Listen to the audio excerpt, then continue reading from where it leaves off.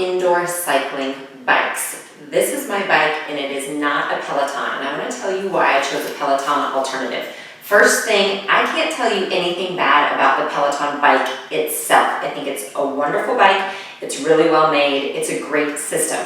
So why did I not get one myself? Because I don't need the whole system. So this is what happens with Peloton. You get the bike, you get their special pedals, you get everything, and you are getting the entire system of classes and instructors and leaderboards and competition and community and all of that. So what happens is you pay upwards of $2,500 for the bike.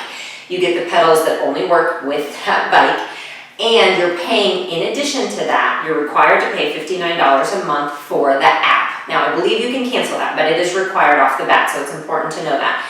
So what you get with that is this awesome big display on the bike, and you get access to all of their classes and instructors. You can join them live, and it hooks through Bluetooth. So basically, the instructor, if it's a live class, like they can call you out. Way to go, Jessica, you're doing awesome. They get all my stats right there. I see the leaderboard. I can see if I'm getting a personal best, all of that stuff. So if you are used to going to indoor cycling classes like 3 or 4 days a week and we're on lockdown and you can't do that and you love the community and you want to be a part of that energy, you might want to look into investing that amount of money. That is not what I wanted. I wanted an awesome bike. So I am actually a certified indoor cycling instructor. You don't need to be whatsoever, but I am, so I kind of knew what I wanted in a bike and what I didn't want in a bike.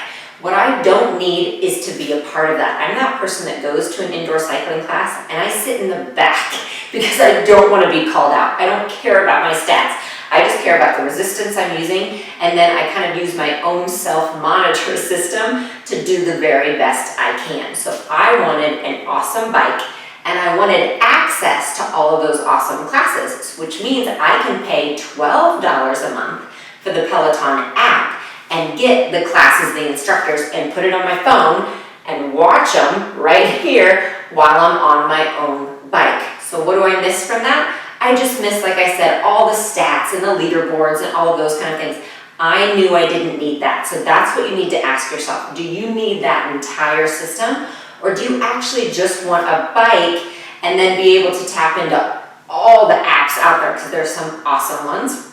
So you can tap into those, or you can do what I did the other day and get on the bike and read my book for 30 minutes and get a great workout too. I would feel really bad doing that on a Peloton because I paid $2,500 to read my book. So hopefully that makes sense. That's why the system did not make sense for me. I know I can also always upgrade later, but I need to prove to myself that I'm going to use this bike at least 3 times a week before I upgrade.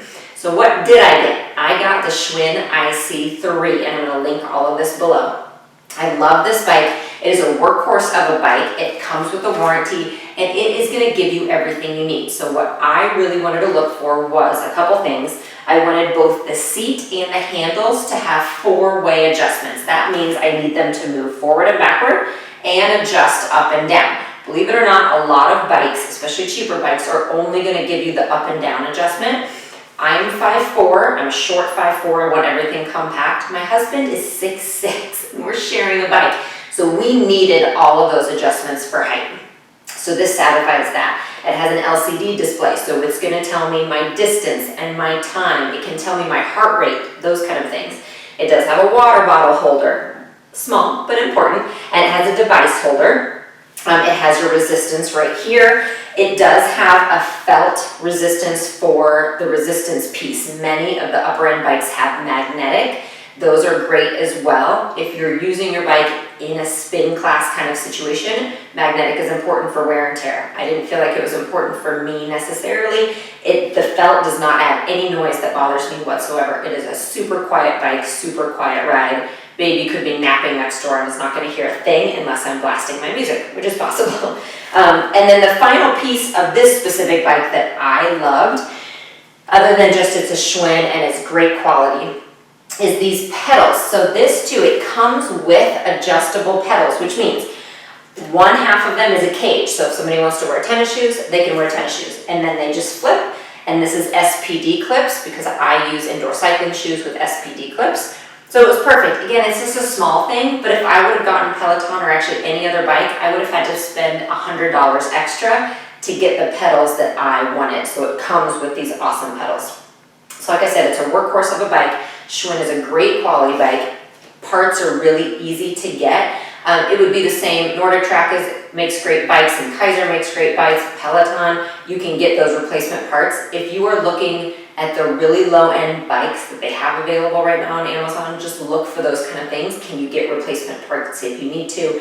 Is it going to break down? I've talked to quite a few people who at the beginning of lockdown did spend that lower end, and the bike is already starting to break down. So I think it's worth it. This is between $600 and $700, depending on where you find it. It's an awesome middle-of-the-road bike that's going to hold its value if you do decide to resell. The other thing to keep in mind, they make an IC4, which is the next model up. I'll link that below too. And it's about $1,000. And what you're going to get, the main differences is you're going to get that magnetic resistance instead of the felt pad resistance. And you're going to get the Bluetooth connectivity part, which allows you to use the Peloton app, the Zwift app, any of those apps, and you're going to get that live kind of interaction and the leaderboard stats and all of that. You're going to get that with that bike. So again, if you want to spend less, because it's only $1,000, if you want to spend less but still be a part of that kind of community, that might be a really good option. So that's the Schwinn IC4. So I hope that helps answer some of your questions about why I chose not to go with Peloton and why I chose the Schwinn IC3, and I will talk to you soon. Thanks so much for stopping by. Remember, subscribe to my channel and you'll be notified every time a new video comes up. Like and comment on this video and let me know what you thought.